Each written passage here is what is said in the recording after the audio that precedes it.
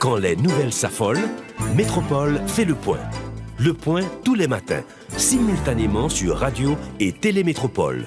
Le point est une courtoisie de Unipièce, Arcordia Shipping et Lissa Lotto. Madame, Monsieur, bonjour. Bienvenue à la rubrique Le Point de Radio et Télémétropole. Bon début de semaine à chacun de vous. On va parler sécurité. Ce matin, surtout, on va revenir sur le rapport d'enquête réalisé par la JACA avec le président de l'Alliance, M. Gérard Borde, qui va nous parler de la méthodologie, de ce que l'on peut espérer en termes de suivi de ce travail important réalisé. Gérard Borde, bonjour. Gérard Laborde, pardon, bonjour. C'est pas grave. Bonjour, Wendell. Bienvenue à Métropole. Merci d'accepter de venir commenter, je dirais, ce travail que la JACA a commandité. Bienvenue. Merci, Wendell. Alors, bonjour à tous les auditrices et aux auditeurs. Tout d'abord, permettez-moi quand même de rappeler ce qu'est la JERCA, l'Alliance pour la gestion des risques et continuité des activités, créée en 2007 et je dirais constituée vraiment en 2008.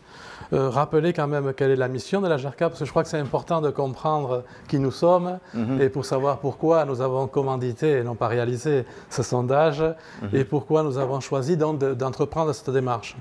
Il faut savoir que donc, dans la gestion des risques et désastres et continuité des activités, qui a été créée, je dirais, par un petit groupe du secteur privé au départ, il y avait quand même l'idée... Je crois que j'étais là à ses débuts, oui.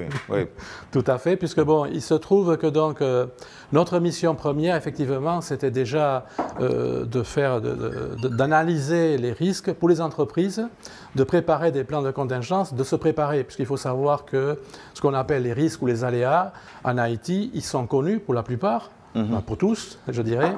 Certains ont évolué depuis, mais ce qui était moins connu, je dirais, en 2007-2008, donc lorsqu'on s'est constitué, c'était comment se préparer au niveau du secteur privé, de la société civile, et justement pour y faire face. Par exemple, je prends un exemple. Lorsque vous avez un risque comme le risque incendie, il faut savoir que par exemple le risque incendie, beaucoup d'entreprises le connaissaient, mais sans vraiment, si vous voulez, y porter une attention particulière.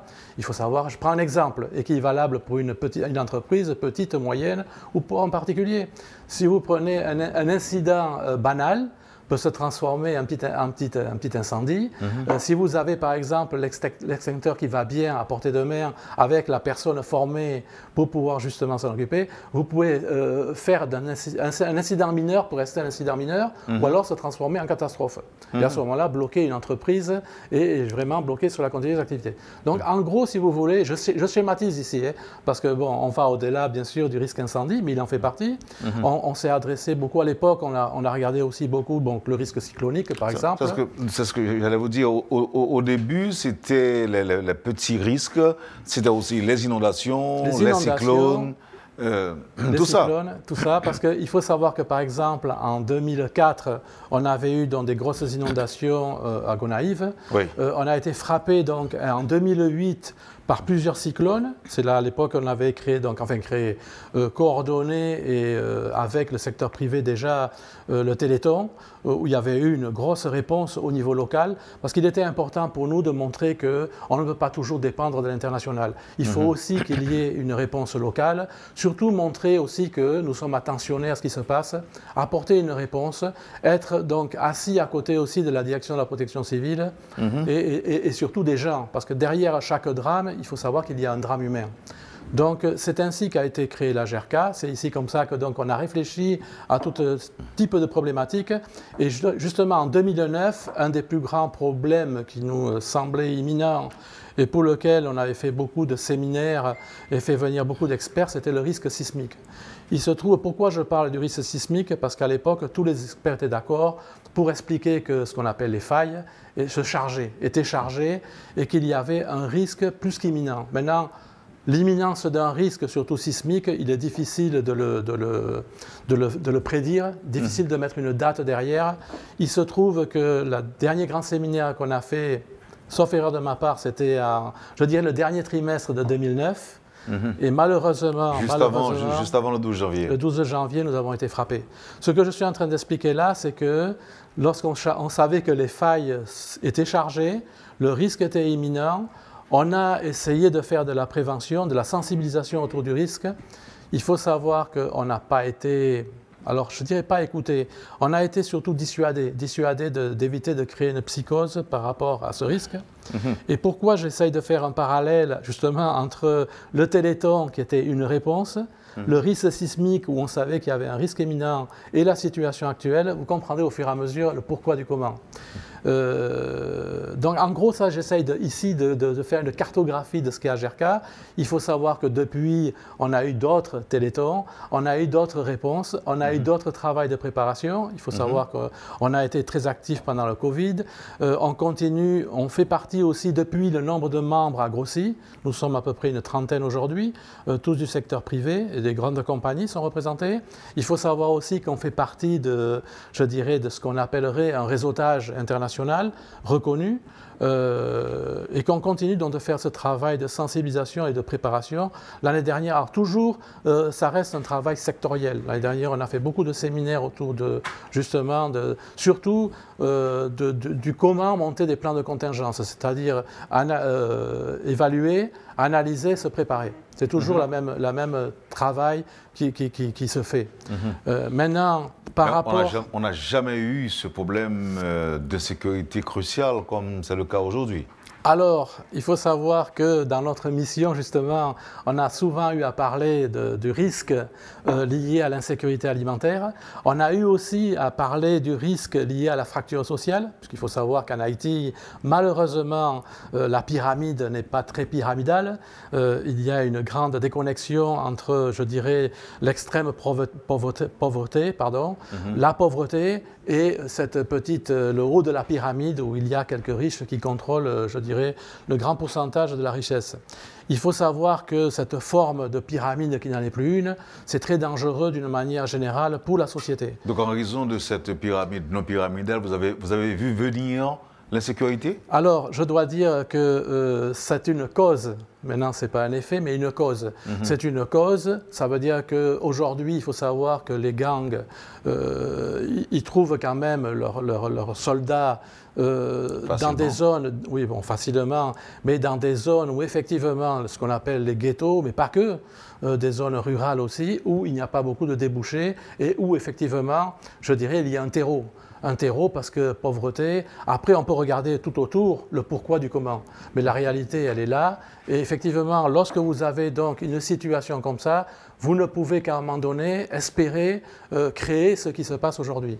Maintenant, le phénomène, nous, on le voit, alors pas au niveau du secteur privé, parce qu'on a quand même plusieurs membres qui travaillent sur le plan national et qui alertent depuis plusieurs années sur un risque qui ne fait que s'aggraver.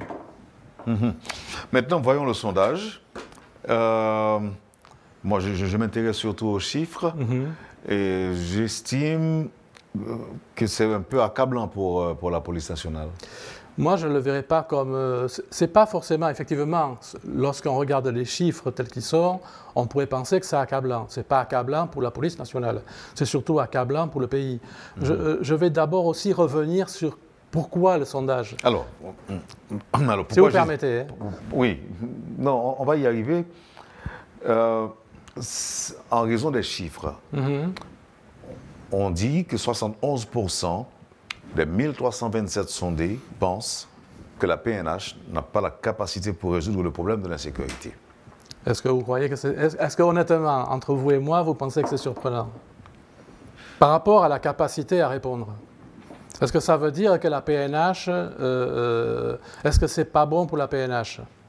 Je ne pense pas que ce soit intéressant. En tout cas, 74% pensent ou encore croient que la police ne peut pas résoudre le problème des gangs dans le pays. Tandis que 80% des personnes interviewées croient que la police nationale d'Haïti aura besoin du soutien des forces armées d'Haïti face à ce problème. Donc à ce niveau-là, on est en droit de dire que la police à elle seule ne peut pas résoudre le problème. Mais ça, je crois que c'est une évidence même. Aujourd'hui, la situation est telle que les forces de police telles qu'elles sont constituées par rapport, je dirais encore une fois, à la force qui est en face. Parce qu'aujourd'hui, vous avez deux forces qui s'affrontent. Je ne vais pas dire la force du mal contre la force du bien, mais enfin, vous avez les gangs contre la PNH. Et vous savez, les gangs, il ne faut pas oublier une chose. De toute façon, elles ne peuvent pas être deux forces du bien. Non. Non, ce que je suis en train de vouloir dire, c'est qu'il ne faut pas non plus regarder que la zone métropolitaine. Aujourd'hui, les gangs, ils sont installés, c'est un problème national. Aujourd'hui, la PNH, même si, bon, déjà, elle n'est pas capable de répondre à Port-au-Prince, en zone métropolitaine. Pourquoi? Parce que le problème qui s'est développé, je dirais d'abord à Carrefour, il y a toujours eu ces cités soleil, etc., les zones, je dirais, traditionnelles, entre guillemets, de ce qu'on pourrait appeler les ghettos où on savait qu'il y avait des gangs armés et une certaine forme de contrebande, jusqu'à, je dirais, depuis 20, 25 ans, peut-être même 30 ans, même avant. Ce qu'il faut savoir, et là aussi je vais faire un parallèle, par exemple, si vous me le permettez, avec la GERCA, il faut savoir justement, pendant le Covid, et même un peu avant, mais surtout pendant le Covid, qui remonte quand même en 2019, nous avions pu faire plusieurs activités au niveau, par exemple, de Martissant, dans ces zones ghetto. Nous avions pu faire plusieurs activités au niveau de Bel Air, au niveau de Cité Soleil. Ça veut dire que ces activités que nous avons pu réaliser, je dirais, j'ai eu personnellement l'opportunité de me rendre à Bel Air, à Cité Soleil, je veux dire, je ne crois pas qu'aujourd'hui je pourrais le faire. Je ne crois pas qu'aujourd'hui, quand je suis allé, je vais donner un exemple, je suis allé à Bel Air, sans voiture de blindé, j'ai été accueilli à Bel Air, on m'a même proposé, on m'a dit non, tu n'as même pas besoin de fermer la voiture ici parce qu'on surveille la voiture. Je veux dire, ce qui était vrai il y a 2 ans ne l'est plus aujourd'hui. Donc la PNH aujourd'hui... Les choses évoluent. Les choses évoluent, mais pas en bien, malheureusement. Ce que je suis en train d'expliquer, c'est que la capacité que peut-être avait la PNH il y a 2 ans ne l'a plus maintenant. Il faut savoir que ces poches sont en train de s'installer un peu partout. Et il est impossible, je dirais, il faut regarder la réalité en face. Excusez-moi, mais ce que tu veux de démontrer, est-ce que ce n'est pas une forme d'organisation automatique? Est-ce que ce n'est pas la société elle-même ou encore la communauté elle-même? Parce que jusqu'à aujourd'hui, il y a des endroits où ce sont les éléments de la communauté qui protègent, qui surveillent et qui organisent tout. Ce n'est pas l'État. Alors là, maintenant, on parle des causes et des effets. Moi, je ne suis pas un expert, je ne suis pas un sociologue. Je ne fais que constater ce qui se passe. Je dirais l'évolution, de l'insécurité générale. Et encore une fois, il ne faut pas oublier non plus les 2 autres volets, insécurité alimentaire et la fracture sociale. Maintenant, par rapport à ce que je dirais la sécurité, c'est-à-dire les biens et personnes, le fait est, c'est que il y a 2 ans ou 1 an et demi, on ne pouvait pas se rendre dans le sud était coupé, donc le pays était coupé en 2. Ça, c'est une réalité. La police a essayé, malgré tout, pendant un moment, de rétablir une forme de passage au niveau de Martissant, mais il a dû faire un bac. Bac parce que je pense que pendant qu'il voulait essayer de contrôler Martissant, d'autres poches étaient en train de se créer.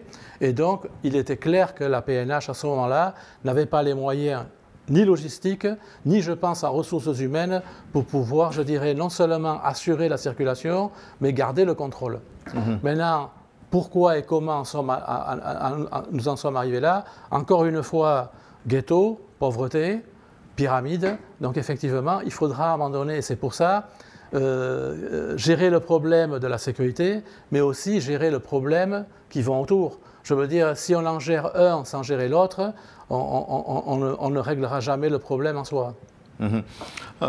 Alors l'énigme dans le rapport, c'est le fait qu'il y a des sondés qui pensent que 74% croient que la police ne peut pas résoudre le problème des gangs, 80% des interviewés croient que la police aura besoin du soutien des forces armées d'Haïti pour le résoudre, et en même temps, il y a 69% qui pensent, ou encore qui se positionnent en faveur de la venue d'une force internationale pour aider la PNH. Oui, et je pense que tout ça, ça reste très cohérent. Il faut savoir qu'aujourd'hui, effectivement, alors pourquoi il était important qu'on fasse ce sondage? Tout d'abord parce que nous ne sommes pas à GERCA des experts en matière de sécurité. Il faut savoir que lorsque le gouvernement a fait cet appel à une force internationale, il y a eu beaucoup de réactions, parfois négatives. Je pense beaucoup, ou à connotation négative, je dirais, dans le sens où effectivement on a parlé d'une force d'occupation, ce que je ne crois pas que ce soit ce que les gens veulent.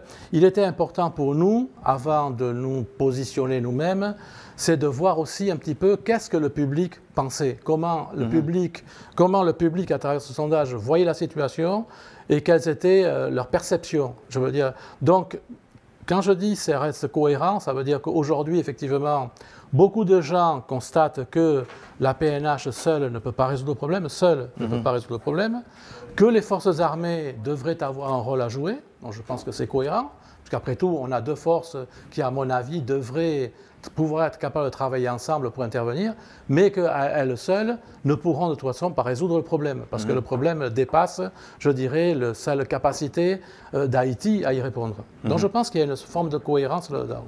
Il me semble. Non, bon, j'allais dire c'est correct.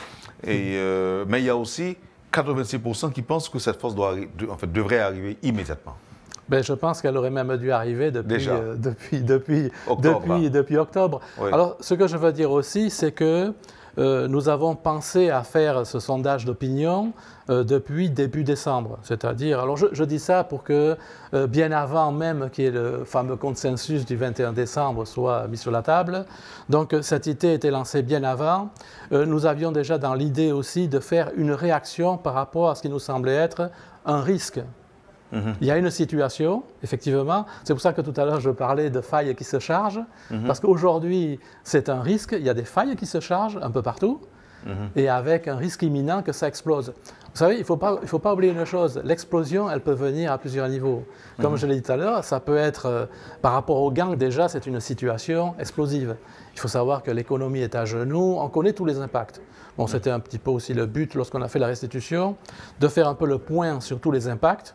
Ils sont connus, une économie à genoux, les gens fuient. Aujourd'hui, ils ne s'échappent pas, ils fuient. Le programme Biden n'a fait qu'en plus, je dirais, donner une porte de sortie encore plus rapide. Mais sur cette fuite, il faut savoir que nos cerveaux s'en vont, ils fuient le pays, tout simplement. Donc les impacts, on les connaît. Ce qu'on peut-être on n'arrive pas encore à imaginer, c'est où est-ce que ça pourrait péter? Je m'excuse du terme, c'est comme un séisme. Où est-ce que ça va casser? Est-ce qu'il va y avoir un clash entre la population, à un moment donné, qui en aura justement des communautés civiles qui en aura marre, et qu'il pourrait y avoir un bain de sang, ou du moins des bandits qui vont être obligés de se défendre? Est-ce qu'à un moment donné, ça peut être aussi, je dirais, une forme de société... On parle de plus en plus de possibilités qu'il y ait de brigades de vigilance. On en parlait sérieusement pendant le week-end. Cette initiative viendrait des gens de Thomasin, de La Baule, de Fermat, qui n'en peuvent plus. Imaginez que justement des brigades de vigilance soient aussi armées, parce qu'il faudra qu'ils soient armés. Vous n'allez pas aller avec un petit drapeau blanc, donc ils sont armés. Maintenant, il y a une confrontation, je dirais, entre des groupes. Et maintenant, et la police au milieu. Donc, qu'est-ce qui pourrait se passer? Donc, je veux dire, et il pourrait aussi y avoir cette forme d'insécurité alimentaire. Il faut savoir qu'aujourd'hui, l'Artibonite est complètement isolée. Lorsqu'on dit l'Artibonite isolée, on oublie juste qu'il y a une grande île qui s'appelle la Gonave, qui est pratiquement plus ravitaillée, où il y a des gens en situation catastrophique, désespérés. L'insécurité alimentaire, qu'est-ce que pourraient faire tous ces gens qui sont en insécurité alimentaire un jour? Qu'est-ce qui pourrait se passer? Parce que le ghetto, le fossé social qui se creuse, ne va faire que se creuser encore plus. Qu'est-ce qui va se passer à un moment donné si effectivement la situation devient explosive au point où maintenant c'est le peuple qui prend les choses en main? Oui, et qu'est-ce qui est en train d'être fait aussi pour éviter ça? De toute façon, le rapport d'enquête traduit une certaine réalité.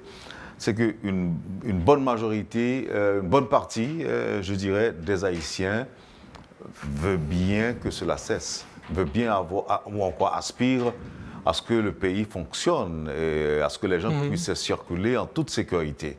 C'est ça. Et comme on l'a dit, 71% pensent que la PNH n'a pas la capacité, 74% pensent que la police ne peut pas résoudre le problème, 69% se positionnent en faveur d'une force internationale, tandis que 86% des enquêtés pensent que cette force devrait arriver immédiatement. Ça veut dire clairement qu'on en a ras-le-bol et qu'on veut une autre situation, on veut la paix, on veut la sécurité. On veut la sécurité, on veut la stabilité. Je crois qu'aujourd'hui, il faut remettre, comme on dit, le clocher ou l'église au centre du village, normaliser les choses. Les gens, il ne faut pas oublier une chose, dans le sondage, beaucoup de gens aussi ont répondu sur la façon dont ils étaient impactés. Donc beaucoup sont impactés parce qu'ils ont été soit des victimes directes ou indirectes, c'est-à-dire des amis, des collègues, victimes de viols, de kidnapping, de crimes. Il y a aussi beaucoup de gens qui ont subi donc déjà des impacts financiers, économiques et financiers. Ça veut dire qu'ils sont impactés dans leurs transactions, dans leurs activités. Certains ont même perdu quasiment leur activité. Oui, donc aujourd'hui, les gens qui sont décapitalisés. Perdu leur activité. Écoutez, aujourd'hui, on a pris l'exemple, par exemple, le tourisme. Il n'y a plus de tourisme. Il n'y a plus de tourisme. Ou du moins, bon, peut-être un peu le nord, mais enfin, le tourisme a perdu. C'est pas encore ça. C'est pas ça. Dans des plaises aux Capois, aux amis Capois, c'est pas encore ça. Mais face à un phénomène qui tend ses tentacules presque dans tout le pays, vous pensez, Gérald Laborde, qu'une simple intervention pourra aider à juguler le problème?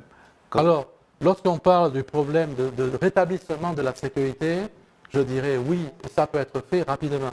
Mais encore une fois, j'insiste, rétablir la sécurité en soi ne suffira pas. Le rétablissement de la sécurité, c'est quoi? Bon, d'abord, bien comme on le sait, c'est rétablir la libre circulation des marchandises, le fait qu'on puisse vaquer à ses occupations, reprendre des activités... Arrêter le kidnapping aussi. Les kidnappings, enfin, tant soit peu retrouver une forme de vie. Aujourd'hui, on ne vit pas, on survit, on se cache, donc retrouver une forme de vie, une forme d'activité. On est comme des rats. Pire. Et donc, je veux dire, retrouver déjà cette forme de vie, il va falloir stabiliser, il va falloir du dialogue. Parce qu'il faut savoir, encore une fois, le problème des ghettos, il va falloir quand même travailler dessus pour résoudre un tant soit peu cette situation. Si je prends par exemple le centre-ville est devenu, c'est pire qu'un ghetto, c'est plus rien. On ne sait même plus, il est contrôlé par les gangs. Ce qui aurait dû être rebâti ne l'a jamais été. Donc, il va bien falloir à un moment donné aussi réfléchir à qu'est-ce qu'on va faire. Réfléchir qu'est-ce qu'on va faire avec tous ces jeunes, malgré tout, qui aujourd'hui, lorsqu'ils ont même des diplômes, n'arrivent pas à trouver de travail. Donc, si vous voulez, ce n'est pas uniquement juste rétablir la sécurité, c'est, je dirais, le 1 est inaliénable, il n'y a personne qui peut le discuter là-dessus, il va falloir aussi regarder, traiter tous les autres points. La GERCA travaille avec d'autres organisations? On ne fait que ça, travailler d'autres organisations. Je dirais, alors il faut savoir aussi que je suis le président aussi de la Chambre haïtiano-canadienne depuis le début de l'année. La GERCA, donc, il ne faut pas oublier que ce sont des membres du secteur privé, en grande partie, avec aussi des médias qui sont nos partenaires. Donc, je dirais, de facto, nous sommes donc impliqués aussi dans ce qui se fait au niveau des chambres et nous travaillons donc avec des membres qui sont membres des chambres. Donc, en fait, nous avons une forme de cohésion à ce niveau-là. Il faut savoir que nous travaillons bien sûr, et nous sommes des partenaires, entre guillemets, de la direction de la protection civile, avec qui nous travaillons très étroitement, puisque bon, lorsqu'on parle de réponse au désastre, on ne pourrait pas oublier la direction de la protection civile. Donc, depuis le premier jour, on travaille avec eux. Donc, je dirais, de par notre mission aussi, nous avons déjà établi, et peut-être bien avant d'autres, une tête de pont entre le secteur privé et l'État. Ce qui est déjà un bon modèle. Donc, une bonne possibilité d'implémenter les recommandations vous savez, du sondage. Ici, alors les recommandations, ce sont des recommandations globales. Et je pense que c'est de l'aspiration de, je dirais, de beaucoup de gens, des sondés du peuple. Il faut savoir aussi que lorsqu'on a fait ce sondage, et je crois que ce point est très important, on a voulu s'assurer que ce sondage soit réalisé par une firme qui soit irréprochable, c'est-à-dire que personne ne puisse mettre en doute la validité de ce sondage. Ça, c'était très important pour nous. Donc, d'une part. Maintenant, je pense qu'il y a des attentes fortes par rapport, je dirais, à une force d'appui. Maintenant, définir comment sera cette force d'appui est d'ailleurs rapide.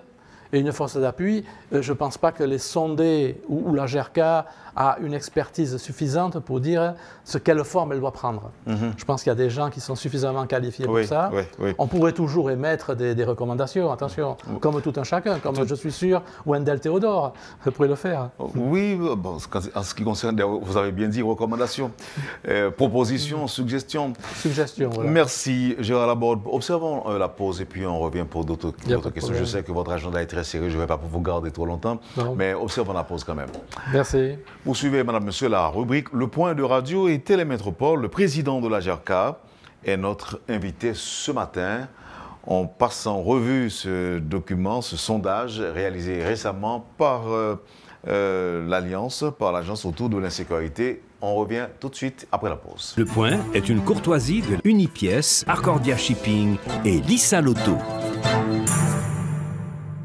Bienvenue, madame, monsieur, à la deuxième partie de la rubrique Le Point de ce matin. Avec nous, le président de l'Alliance pour la gestion des risques et la continuité des activités à GRK, monsieur Gérard Laborde. On revient sur le sondage contre l'insécurité commandité par la GRK.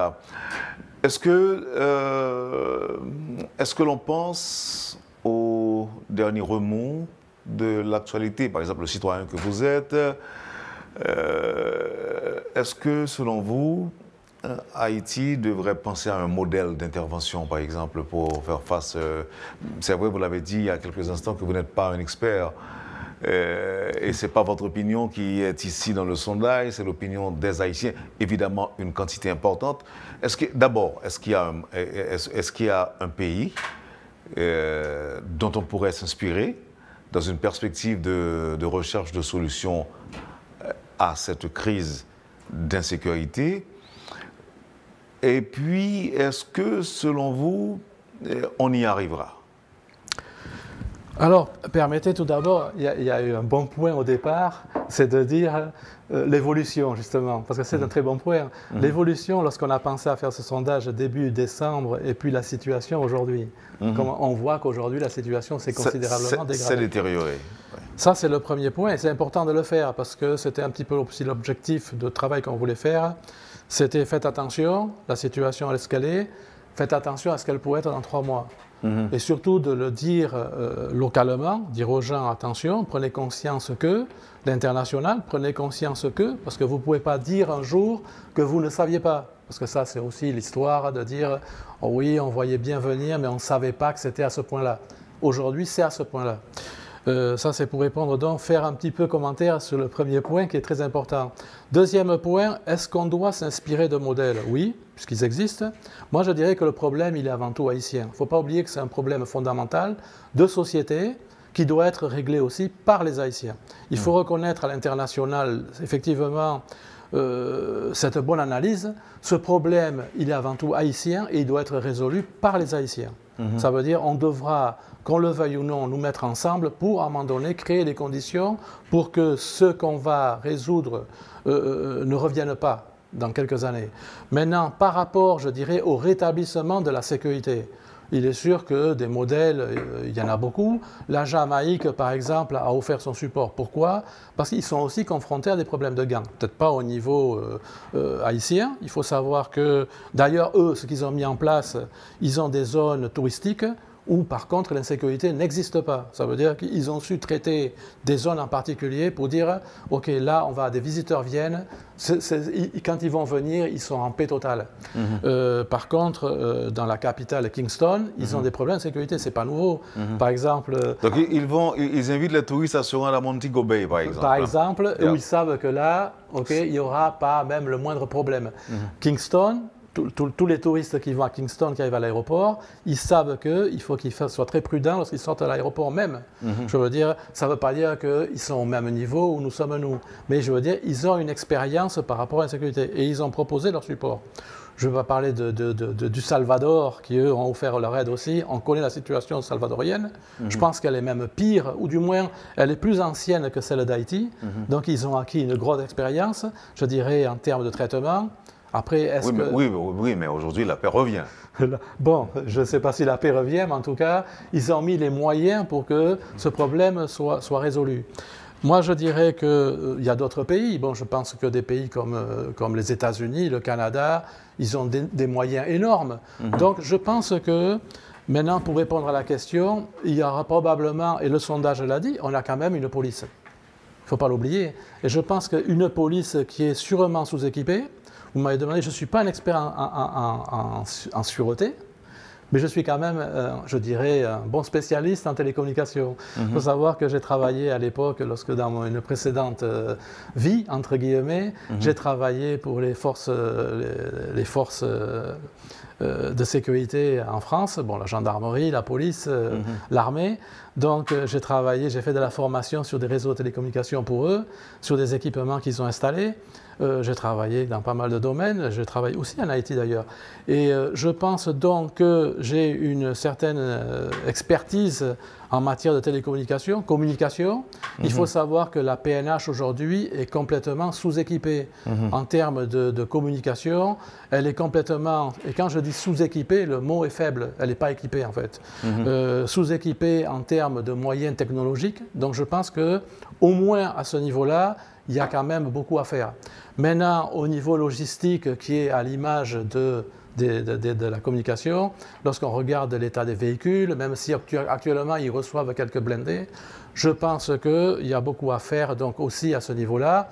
Je vais poser une question, à ma connaissance, il n'y a pas d'hélicoptère.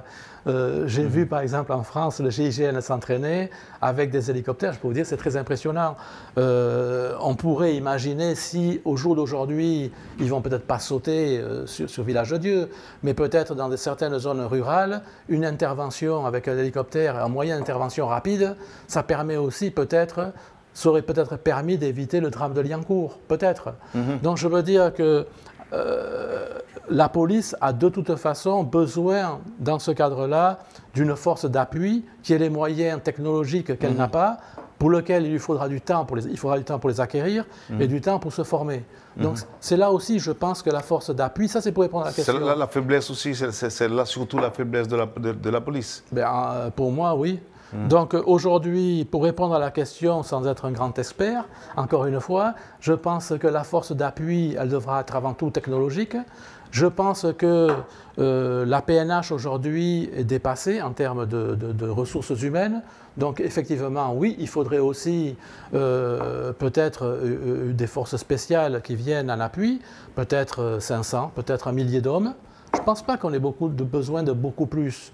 Parce que la réalité, c'est quoi? C'est montrer aussi aux gangs, attention, il va y avoir des actions prises, et certains devront sûrement, probablement, payer le prix de ce qu'ils ont fait. Moi, je ne suis pas un juge. Ça aussi, c'est un point. Il faudra aussi quand même qu'on ait une justice en place, parce qu'il y aura quand même des gens qui seront arrêtés. Il faudra quand même qu'ils soient jugés, et jugés partiellement. Il ne faut pas faire non plus d'abus. Donc, si vous voulez, mais sur la force d'appui, pour moi personnellement, avant tout technologique, parce qu'ils en ont besoin, logistique, effectivement, peut-être 500 ressources humaines. Mais vous n'avez pas parlé de drones, vous avez parlé d'hélicoptères, mais pas de drones. Les drones, c'est pas nécessaire. C'est même pas ça, c'est le b.a.-ba. C'est le b.a.-ba, je dirais. J'en ai même pas parlé parce que ça me semble même essentiel aujourd'hui. Les drones. On en a combien aujourd'hui? Des drones, je pense que la PNH en dispose de 2 ou 3, dans ma connaissance alors. De 2 ou 3? Oui. Donc, il y a oui, effectivement, les drones, il y a la vision de nuit, bon, il y a beaucoup de choses. C'est pour ça, lorsque je parlais de technologie, je parlais de tout ça. L'hélicoptère, entre guillemets, ça fait partie de la logistique, les moyens de transport, etc. Il faut savoir que lorsqu'il va falloir faire des interventions, si par exemple, on reprend la route qui mène vers le sud, au niveau de Martissant, il y a beaucoup de corridors qu'il va falloir aussi tenir. Il va falloir rentrer, il va falloir à un moment donné, j'ose espérer qu'à un moment donné aussi, par le dialogue, on évitera aussi un bain de sang. Parce qu'il faut savoir qu'il y a des communautés qui vivent. C'est là où je parle qu'il va y avoir un travail. Pour moi, le fait d'avoir une force d'appui avec des moyens, je pense qu'à un moment donné, va permettre aussi de rétablir une forme d'équilibre dans cette tentative de dialogue. Si maintenant le dialogue échoue, j'ai peur que, oui, il va falloir entrer dans une forme d'action beaucoup plus violente personnellement, je ne souhaite pas. Je suis avant tout aussi un chrétien. Donc chacun, malgré toutes les erreurs qu'il a pu faire, mérite aussi une deuxième chance. Certains, hein, pas tous. L'infiltration des gangs au sein de l'institution policière? Bon, j'espère qu'elle est en cours. Les policiers, par exemple, qui sont de mèche avec les gangs? Ah, moi, ça, je ne vais pas y répondre. Je pense que ça se dit beaucoup. Je pense que là aussi, il y aura un gros travail de vetting à faire. Mais je pense qu'il va falloir... Je pense qu'il y a un travail déjà qui a été fait de filtrage.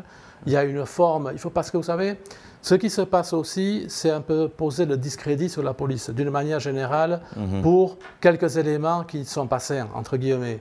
Est-ce que maintenant, beaucoup de gens parlent de 50, 60, 70%? Moi, écoutez, je côtoie des policiers, j'en ai dans ma famille d'ailleurs, ma belle famille. Je pense qu'il y a beaucoup de policiers qui sont quand même très affectés par ce qui se passe, très affectés aussi par les attaques sur l'institution, qui ne sont pas tous mêlés à ce qu'on veut bien dire. Donc je pense qu'il faut faire quand même très attention lorsqu'on porte des critiques, surtout lorsqu'on n'a pas tous les éléments. Je pense qu'il y a encore beaucoup de policiers qui sont, d'ailleurs la plupart aussi d'anciens militaires, il ne faut pas l'oublier, et qui sont quand même les premiers à vouloir faire que cette situation soit résolue une bonne fois pour toutes. Vous avez dit tantôt qu'il faut que la PNH soit technologiquement mieux équipée pour faire face au grand banditisme. Sur le plan logistique, technologique, s'il y a des gens mieux formés, est-ce que vous pensez qu'on aura quand même besoin d'une force étrangère pour résoudre le problème? Oui, puisque, encore une fois, je vais y revenir. La technologie, c'est un appui, mais pour la technologie, il faut avoir la maîtrise de la technologie. Ça veut dire que ça demande quand même des formations, ça demande la mise en place des formations, de la maintenance. On est là pour, je dirais, un minimum de 6 mois à 1 an. Voire même 2, là je parle de moyen terme. Vous pensez qu'on pourra encore tenir tout ce temps? Sûrement pas. C'est pour ça qu'on a vraiment besoin d'une force d'appui qui va venir avec tous ces moyens, qui va permettre donc d'éradiquer et ensuite, avec ces appuis, de former justement les forces de police. Parce qu'il ne faut pas oublier une chose aussi, lorsqu'on parle de police, 70% de la police aujourd'hui, c'est la circulation. Les forces dont on parle ici, des forces pour être engagées dans cette lutte, représente quoi? Peut-être 1 millier de personnes. Moi, encore une fois, je n'ai pas ces chiffres, donc là, je ne fais juste que extrapoler sur ce que j'entends. Est-ce que c'est entre 500 et 1000 personnes? 500 et 1000 personnes, aujourd'hui, au point de vue national, ne peut pas répondre. Les drones, selon vous, c'est le b.a.-ba. On pourrait aujourd'hui, on pourrait pas aujourd'hui parler de lutte contre la sécurité sans parler sans parler des drones. Comment vous comprenez la facilité avec laquelle les gens enlèvent les citoyens dans les rues aujourd'hui? Je dois dire que oui. Comment je le comprends? Je le comprends parce que justement, il y a toutes ces faiblesses. Je vais prendre un exemple aujourd'hui. Alors entre nous, je ne vais rien dévoiler, mais par exemple, ça c'est aussi une piste de solution. Il ne faut pas oublier qu'il y a les drones, il y a la reconnaissance faciale, on peut lire des plaques avec des caméras bien placées, des plaques d'immatriculation. Lorsqu'aujourd'hui, on ne peut pas empêcher qu'il y ait un kidnapping. Je ne crois pas qu'on puisse l'empêcher, ce n'est pas facile. Mais imaginons hein, que vous ayez des points de contrôle, ce qu'on appelle des points de contrôle fixes, que ces gens-là soient montés en réseau. Ça veut dire que la PNH est un point centralisé, elle sache où sont tous ces points de contrôle et elle lance un système d'alerte. Il n'est pas grand public, hein, justement, juste pour commencer à tous ces points de contrôle, c'est-à-dire, mais en sachant qu'à tel point de contrôle, effectivement, il y a des policiers présents et prêts à faire une interception. À partir du moment où vous avez, par exemple, la technologie peut vous aider à mettre tout ça en boucle, lancer une alerte, vous avez la plaque du véhicule, etc. Si vous avez, par exemple, soit des drones, soit des caméras qui sont capables d'identifier en temps réel la position du véhicule, bon, vous pourriez facilement, à ce moment-là, peut-être coordonner une action d'interception. Je donne juste un point comme ça, parce qu'effectivement, à une époque, on s'est posé tous beaucoup de questions lorsque, par exemple, tout commençait en plaine en particulier. ou certaines zones où vraiment les bandits étaient circonscrits dans une zone bien particulière, on n'arrivait pas à contrôler les périmètres. Je suppose qu'à l'époque, oui, quelques drones, etc., nous auraient permis de le faire. Il faut savoir qu'aujourd'hui, la police, quand je parle de moyens de communication, ne dispose même pas de base de données. Lorsqu'aujourd'hui on vous arrête, par exemple, je prends un exemple, on vous arrête au bord de la route, comparé ne serait-ce qu'avec les États-Unis, puisque je suppose que vous voyagez souvent aux États-Unis. Lorsqu'on vous arrête aux États-Unis, la première chose, lorsque vous présentez votre licence, on vérifie. On vérifie sur une base de données si c'est bien votre licence. On voit qui vous êtes qui vous facilement. êtes tout de suite. Je veux dire, ça prend quelques secondes pour vérifier si votre licence elle est vraie, vérifier si elle est toujours valide, etc. etc. Au jour d'aujourd'hui, un policier vous arrête, il prend votre licence et saut. Je veux dire, non, il n'y a pas de base de données, etc. Moi, après, je veux dire, dans ce manque simple, ça vous met un peu dans l'idée avec quoi la police travaille aujourd'hui. Moi, je pense qu'aujourd'hui, on doit absolument doter la PNH, et ça, ce n'est pas dans l'immédiat, même pour le futur. Parce que là, encore une fois, mettre tout ça en place, ça va prendre peut-être 2-3 années. On n'est pas dans 2-3 ans. Il y a l'immédiat, mais il y a quand même, c'est pour ça il faut penser au lendemain. C'est pour ça. Sinon, qu'est-ce qui va se passer dans 3-4 ans? La force d'appui, j'espère qu'elle ne va pas rester 6 mois, 1 année. Elle va partir. Et puis après, tout va redevenir comme avant? Non. Je crois qu'à un moment donné, il faut donc doter nos policiers des moyens. Il ne faudra pas non plus oublier, entre guillemets... Vous avez déjà visité un commissariat? Bien sûr. Moi, non, mais j'espère pas en tant que prévenu. Non, pas encore. Non, ce que je veux dire, on a eu, nous, l'opportunité de le faire avec la GERCA, lorsqu'il y avait le Covid. On a été faire des aspersions dans les commissariats, entre autres. Écoutez, c'est pas possible. C'est pour ça que l'autre jour, c'est une idée qui me... Et peut-être qu'il faudra travailler d'ailleurs avec les médias, qui me trotte dans la tête depuis qu'on a fait donc l'intervention il y a 10 jours. Comment nous pourrions aider les policiers, l'institution, quand on voit justement les commissariats à l'état où ils sont, et est-ce que nous ne pourrions pas, sous une forme de téléthon quelconque, faire un appel pour que justement nous puissions leur montrer, que la population puisse montrer aux policiers qu'on est prêt aussi à les aider. Ne serait-ce qu'à restaurer le commissariat, et peut-être d'un coup de peinture, peut-être remettre l'eau, peut-être réparer des toits qui fuient, des choses comme ça. Montrer aussi que nous aussi, ce n'est pas juste des mots, on est prêt aussi à les aider. Oui, à leur donner un coup de main, puisque... Et ça pourrait être immédiat. Ils sont avec nous. Oui, bon, j'ai noté. Dites-nous, Gérald Laborde, pourquoi, selon vous, les sanctions prises à l'encontre de certaines personnalités politiques et économiques n'ont pas donné de résultats? Je ne suis pas sûr qu'elles n'aient pas donné de résultats. Je pense même... On disait tantôt que la situation s'est détériorée. La sécurité. Alors, par rapport à l'insécurité, oui, mais il faut savoir qu'il n'y a pas qu'aujourd'hui le volet de l'insécurité sur la table. Il y a aussi la préparation d'élections. Il faut savoir que la sécurité, c'est une phase obligatoire pour aller plus loin. Moi, je veux pas. C'est pas que je veuille en parler. Je suis pas cet aspect un peu. Donc politique, là, on doit attendre des résultats sur le moyen terme ou sur le long terme. Mais il faut savoir que ça fait partie aussi du plan global. Un jour, admettons qu'on rétablisse aujourd'hui la libre circulation.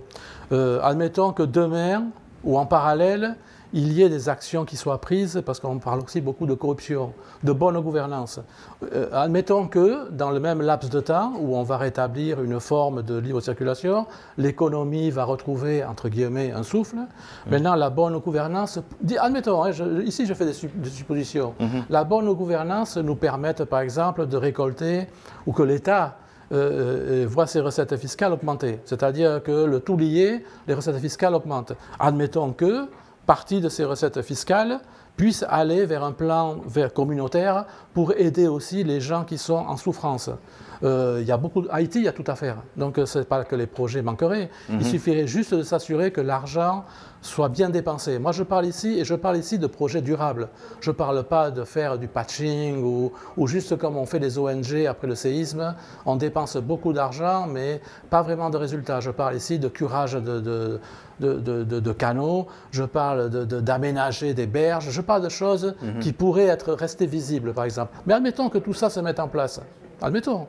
Après tout, on peut effectivement y penser. Il faudra aussi à un moment donné, qu'on le veuille ou pas, qu'il y ait des élections. Parce qu'il faut à un moment donné ou pas que nous ayons des élus en place, un gouvernement élu, avec un président élu, avec une chambre, qu'elle soit réduite à ce que vous voulez, si la Constitution le permet ou pas, je ne sais rien, moi je ne veux pas rentrer dans ces discussions, mais il faudra que de toute façon on ait des institutions en place, de permettre maintenant à mettre en place, je l'espère, une vision pour maintenant mettre ce pays sur le rail du développement. Tout ce qu'on veut, ce que tout le monde veut, mais une bonne fois pour toutes. Donc effectivement, toutes ces phases à un moment donné doivent s'enchaîner, qu'on le veuille ou pas. Merci infiniment, Gérard Laborde. Plaisir de vous avoir avec nous. C'est moi. Et puis, je voulais quand même faire un point. Tout à l'heure, vous m'avez dit, je suis occupé et donc pas me garder trop longtemps. Moi, je pense qu'aujourd'hui, la situation et, je dirais, le débat, il doit se faire. Moi, je suis prêt à donner mon temps s'il faut pour ça. Merci. Merci encore. Tenez bon et à bientôt. Merci, et vous aussi. Vous avez suivi, madame, monsieur, la rubrique Le Point de Radio et Télémétropole. Gérard Laborde est président de l'Alliance pour la gestion des risques et la continuité des activités. C'est notre invité ce matin. Merci de nous avoir acceptés chez vous. Passez une bonne journée, une bonne semaine avec Métropole. À demain. Quand les nouvelles s'affolent, Métropole fait le point. Le point tous les matins, simultanément sur Radio et Télémétropole. Le Point est une courtoisie de Unipièce, Arcordia Shipping et Lissa Lotto.